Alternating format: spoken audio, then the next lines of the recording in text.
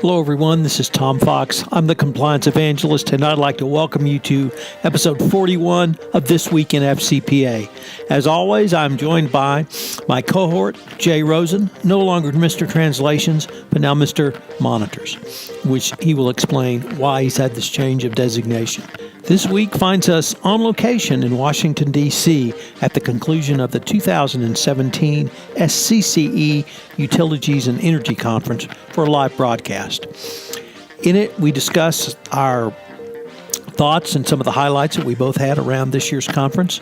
And to demonstrate the live nature of this podcast recording, Jim Moore walked by.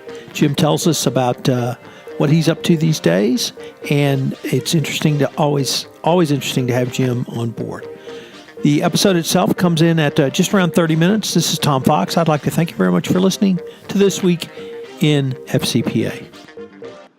Hello, everyone. This is Tom Fox, and welcome to This Week in FCPA, a special on-location edition in Washington, D.C., where Jay Rosen and I are here for the SCCE Utilities and Energy Conference 2017.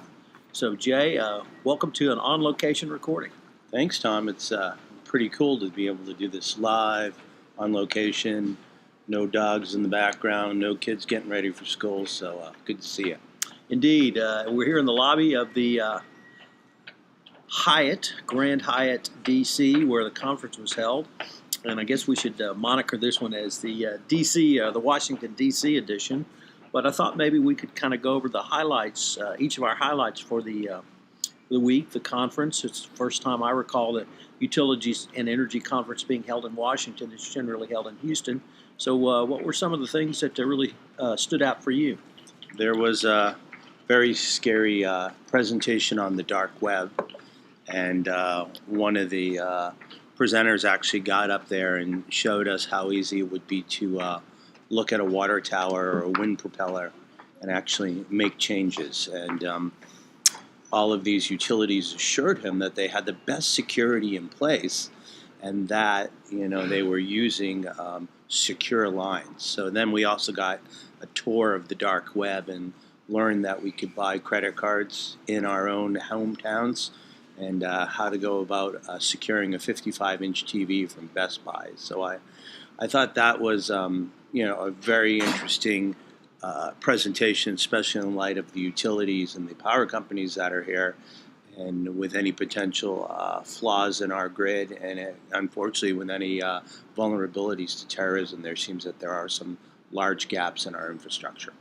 Yes, that was a fairly terrifying presentation, and the really the scope of infrastructure vulnerability, from everything from being able to turn water towers on and off to moving giant fans on wind farms, to even being able to obtain online what would at least be confidential to the utilities documents. There was one dam, that's DAM dam, where a risk assessment was done pointing out the vulnerabilities and population at risk, and it was available online without security. So all in all, pretty scary. I guess the part that struck me was he put up some examples of the dark web where people could buy U.S. passports, and these were, although they were fraudulent passports, they were actually real U.S. passports sold by real U.S. consular officers who were breaking the law to sell these to this gentleman, and then he would slide in the appropriate name, social security number, and date of birth. So that part was fraudulent, but they were actually real passports that would pass a passport screening muster. So some pretty horrifying information in that presentation. But really, I found I was a little skeptical of having the event outside of Houston because, of course, Energy is headquartered in Houston. And we had more utility regulators here this year, as you would expect in Washington. But I'm always struck by the level of compliance that utilities have to engage in, largely because they're regulated industries. When you move to nuclear, obviously you have a huge amount of regulation.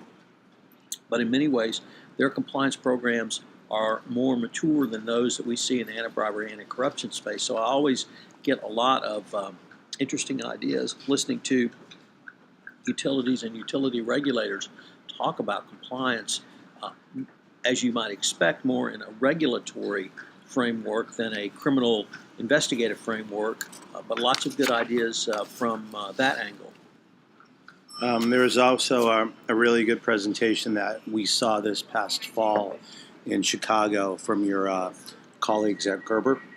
Yes. A Greater Houston Ethics and Business Roundtable, and it was Amy Lilly from CenterPoint Energy, Joya Williams from Shell Oil, and the always entertaining Stella Raymaker from Waste Management.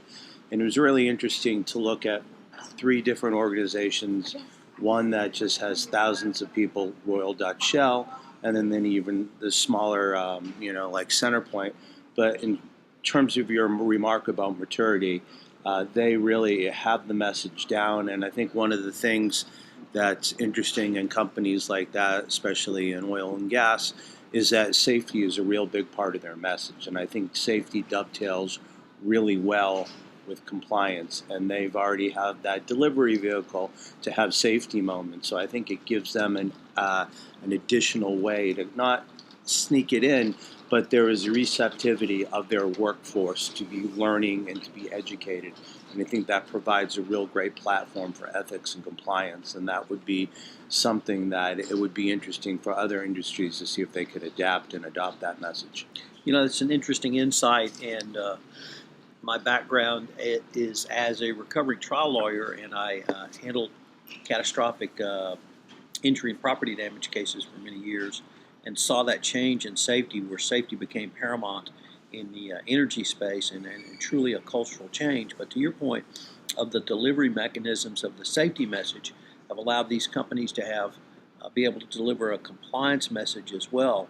CenterPoint Energy, interestingly, does a lot of videos, but even with top-level senior management up to and including the chairman of the board of directors. And someone asked Amy Lilly from CenterPoint, well, how much does that cost? She said it was all filmed on an iPhone. And so when you think about the tools that you have available to you today to create a compliance communication, this is not 60 minutes of hardcore training, but a communication. And at CenterPoint, employees can take 6 short 5-minute communications or 1-hour ethics and training. So I think it was 70 to 75% choose the communications, 5-minute communications messages for their annual ethics training. So I thought that was a really interesting insight. But to your point on having safety, as a shout out to Gerber, our next meeting in April, we're going to talk about the convergence of compliance and safety. But that safety message, I saw a cultural change in the 90s in corporations, and what I see now in many ways mimics in the compliance world what we had to go through in the corporate world around safety. So there is a way to change culture. There is a message that people are receptive to, and particularly for companies that emphasize safety. You're absolutely right. It gives you a mechanism and delivery platform to put out a message of compliance in addition to your safety message. So you were starting to talk about, Tom, with us being here in the Beltway now versus Houston, did you notice any difference in the complexion of the attendees? I'm sure there's less people who traveled out from Houston, but were there either other folks through, the East and the Southeast that maybe attended here that would not have made it to Houston? Well, I would say people that are D.C. or New York centric who wouldn't have come to Houston. There were more of those sorts of folks, but there was a pretty broad brush of utility folks here from across the country because of the utility focus, obviously, of the conference. There were less energy folks from Houston.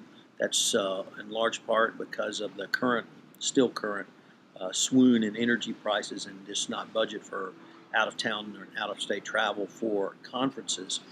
But I was fearing a drop in attendance, but I think we had a pretty robust attendance, and lots of regulators from NERC and FERC were here as well, not only giving their messages of compliance and safety, but also soaking up what folks are doing in the field. And I think that's an often overlooked part of these conferences, that the regulators learn too, and the regulators are interested in hearing what the industry is doing. And I had several regulators speak to me about different angles of anti-bribery, anti-corruption compliance that I spoke about in my FCPA presentation, how they might adapt that to their utility regulatory compliance scheme. So a lot of information sharing, a lot of good, I thought, cross-fertilization from that perspective. Were there any other of the presentations that stood out to you? Well, our colleague Samantha Kellen-Greaves spoke about crafting a communication plan, and it was a really interesting presentation, I thought, because she did an A to Z from development all the way through execution of a communication plan around an issue that their monitor, she works at Duke Energy, who has a corporate monitor. Their monitor identified a weakness that she did not disclose. Nevertheless, she disclosed and was able to talk to us about the remediation component, which included communication. And that was very interesting to see. I think it was a 6-step process she walked us through, and it was a great slide deck which laid out all of the steps. So I thought that was really interesting to see the process for putting together a communications message. The Gerber girls were, for me, a highlight that you mentioned, and it was really interesting to see the three of them together on stage talk about the differences because of the differences in their corporations, both size, scope, and focus, the different approaches to compliance. So that was a highlight as well. We were talking about, I guess, just the attendees and whether or not DC made sense. And I happened to attend a presentation by Eric Moorhead, who had a very interesting deck on how you reach remote workers. So Right. if you've got people who are in the oil field, the people who are based at home, and he was somewhat optimistic that things are turning in Houston, that things might be on the rebound. Do you share that same opinion, or is So what's your undergrad degree? undergrad degree is marketing? Marketing. Well, you taking economics courses, I did. and did you learn in an economic course that when you have a downturn, you tend to have an upswing? That's kind of a market force. Yes. So we were actually we are either at the end of the swoon or at the start of the upswing. Now, part of that is OPEC announced some quantity fixes or quantity tops that they would not produce and glut the market. That's managed to hold for longer than it's ever held before, so that's part of it. But I think it's just a natural swing. We've been down now for 3 years. 3 years, yeah. So we're going to have a swing back, and it's just supply and demand. As much as politicians and people rail against regulation, I've seen 3 and 4 of these now, and it's just market forces. You get a very high price, everybody produces, you overproduce, there's a glut, the price goes down, and guess what? Production goes down. So everybody lays off. The interesting thing, though, from can kind of keep on this for a moment, is that in the energy space, the companies they've laid off 30 to 40% of their workforces generally, and they have replaced those headcounts with technology solutions. And so even when oil rebounds, I don't think we're going to see the number of people hired back. And I think that's a very important lesson for the compliance space, which was largely lawyer-driven and now moving to compliance professional-driven. But we may see an influx of technological solutions that actually reduce the amount of headcount in a compliance function, but allow it to operate more efficiently and with greater resolution. So I'm going to kind of follow that trend in the energy space around introduction and use of technology, and see if I can really bring some of those concepts over, or at least talk about those in the compliance space as well. Yeah, I think I was just having a conversation with somebody who wasn't from the conference, but just a colleague, and we were really addressing that issue about the jobs that have gone away, and some of the jobs that exist. Like, I don't think my job would have existed 30 or 40 years ago to the degree of the to the specialty of what I'm selling. There's always going to be sales positions, but Sure. When I was growing up in Manchester, New Hampshire, I don't think I said, hey, I want to grow up and sell certified legal solutions, or I want to help people secure an independent monitor. So as new industries and job titles are created, sometimes it absorbs the old ones, but sometimes I can't think that there was anything special that I did to be able to enter the different careers that I've had. I had a great undergraduate training, and probably worked a little bit harder than other people. But I think what we have to keep in mind when we're talking about the net loss or flow of jobs is that the economy is constantly changing. And I think some of the folks here and some of the ideas expressed at this conference, to your point, Tom, shows that technology can fill in that gap, and you still have some of these workforces, especially the energy companies, that you have people out in the fields and on platforms. Those folks have to learn how to use technology too. So I think technology can be the equalizer, but hopefully it creates new opportunities as well. Well, it certainly will, and I really like your point about the educational training, college degree that you had. Certainly, what would be termed general, but I think that's important to have a general training so that you can make these shifts as market forces, technological forces, or other forces kind of move businesses in different ways. That you're able to personally respond and adapt and learn and take the basic liberal arts degree that you and I both have and use that going forward. So, perhaps that's a lesson from the energy space. We did have one thing in the FCPA world, actually two things I want to talk about. First of all, I saw an announcement at Facebook today, a press release about a new job. Oh, yeah. Tell us about that. Well, Monday was my first day working for Affiliated Monitors Incorporated. We are based out of Boston, Massachusetts, and it's an organization of very talented men and women, some who are former government regulators. And what we strive to do is to provide independent monitor solutions. So, for example, when we were talking earlier that Duke had a monitor put in, we would be a company that would be able to provide that solution. I saw an interesting panel led by EY and also somebody there from Duke. And when you bring in an independent compliance monitor, you have a binary decision. You can kind of look at them as somebody there to help your company, or you can look at them as somebody there to be the eyes and the ears of the government.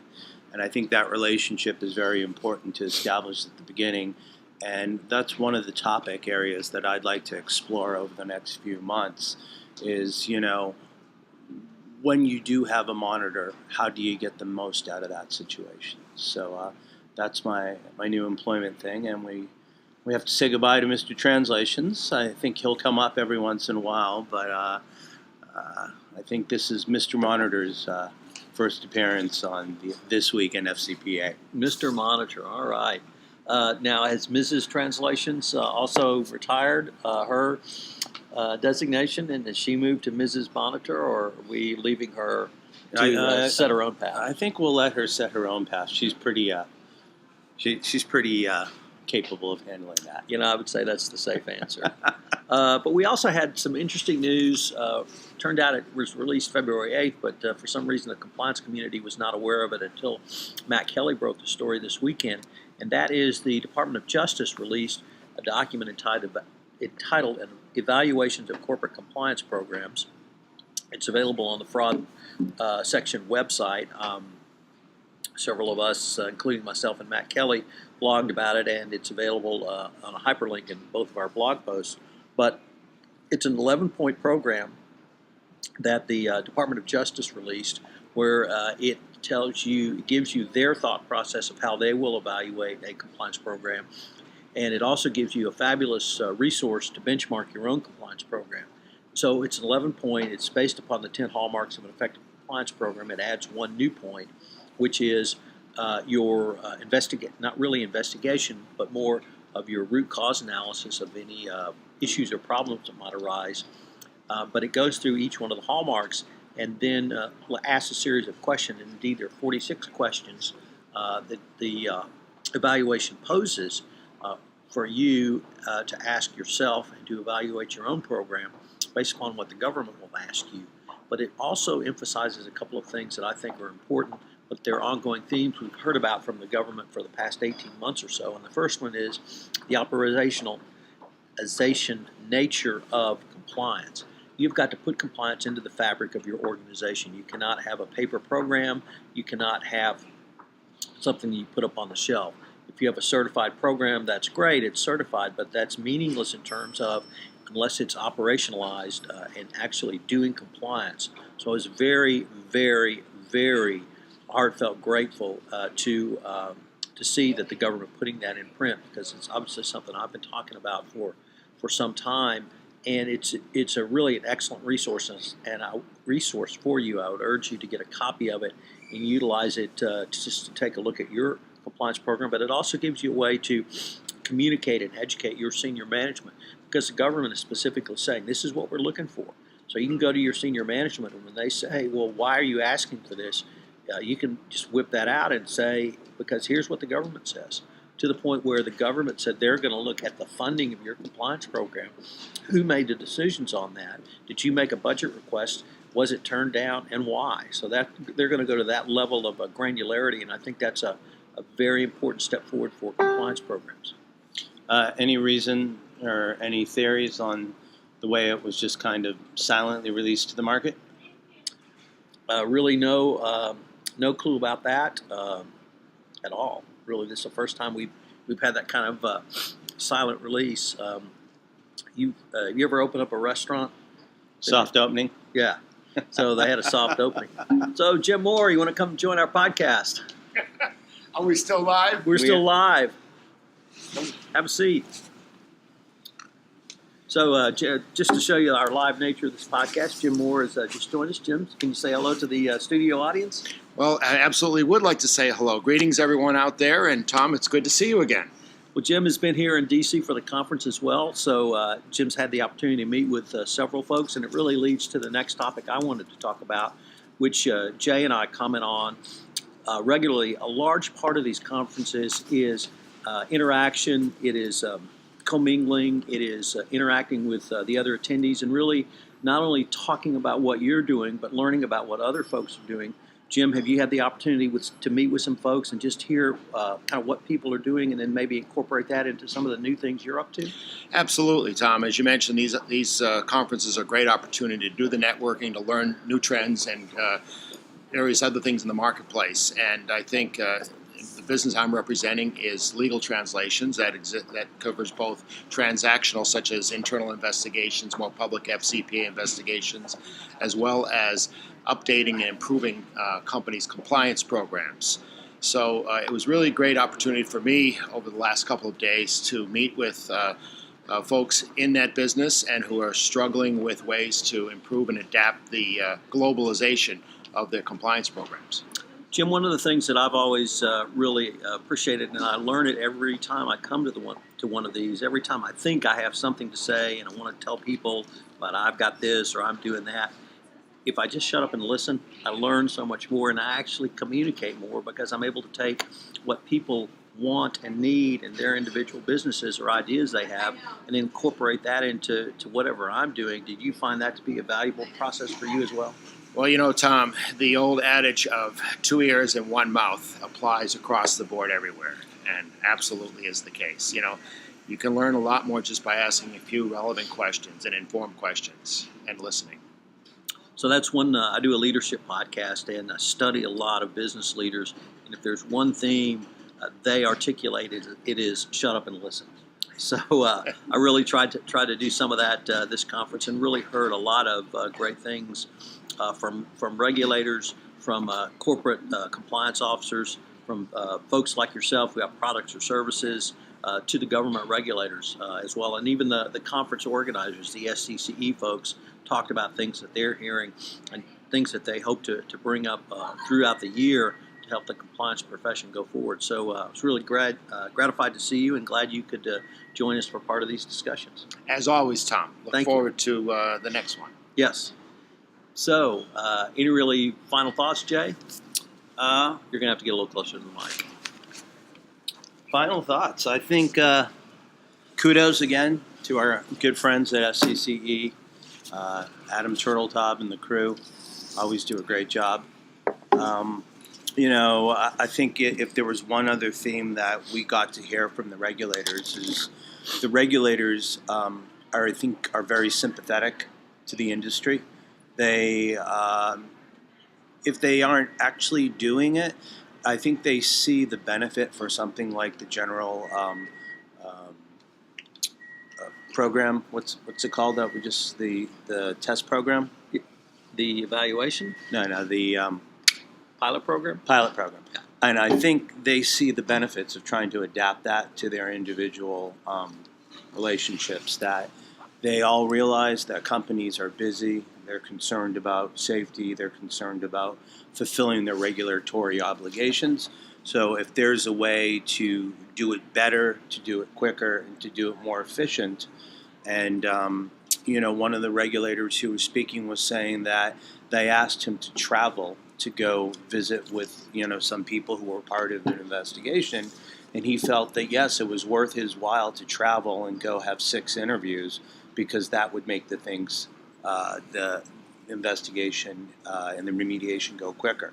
So I think less people are standing on ceremony and they're looking to try to understand that there is so much regulation out there and there's so much that people are doing. And the government does not want to hold you up. The government wants to help you out and move you through the line. So I think that's a real interesting point to keep in mind as we go through the coming year and we start looking at people who are calling to deregulate. Deregulation, just because it's deregulation, does not necessarily mean it's good. And if we lose things about safety and about ethics and compliance, then I don't think we win by just deregulating. Yeah, that's a great point. Let me maybe take it in a different direction. What I see is the regulators, and in the anti-corruption world, that means the Department of Justice and Securities and Exchange Commission, really working more with companies. I recognize that the Department of Justice are criminal prosecutors and they have to criminally prosecute when appropriate. But a large part of the initiatives with the pilot program, with this evaluation and where they may take the pilot program going forward, is that if companies will self-disclose, they will investigate, they will remediate, and when appropriate, disgorge profits, the government will reward that conduct with a down to 100% discount of your fine or a full declination, but certainly a discount of where it could have been.